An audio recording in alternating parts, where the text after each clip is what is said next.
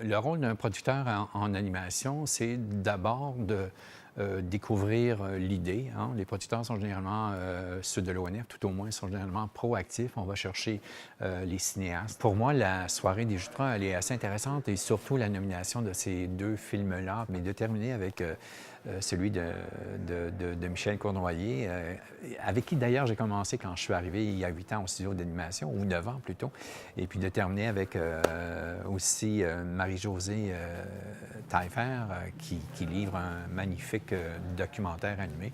Alors ça me touche bien, je suis très, très, très heureux. Ça me laisse partir vers mes projets spéciaux avec beaucoup de plaisir.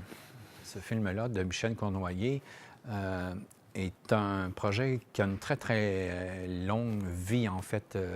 Michel Cournoyer avait co-scénarisé ce projet-là avec Claude Jutras, d'ailleurs. Et puis, 25 ans plus tard, Michel a décidé de réactiver le scénario et puis un peu de l'adapter à sa main, en quelque sorte, et d'aller raconter un phénomène social qui est celui de l'alcool comme élément un peu destructeur d'un être humain. Ça peut se rendre jusque-là.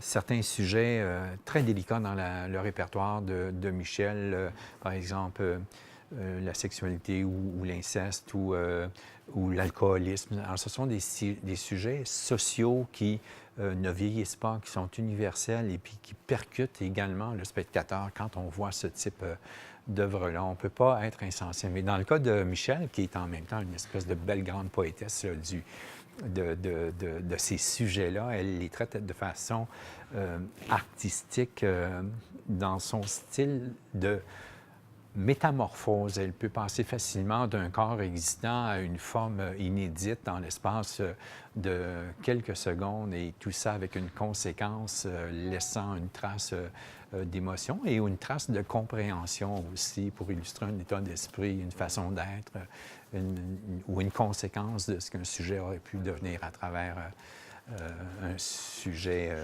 ou une cause ou un malaise de vie. Jutras est un film qui sera, d'après moi, en animation, une référence. Voir un cinéaste qui est passé avant nous puis qui a laissé derrière lui, ou devant nous, en fait, le célèbre prix Jutras.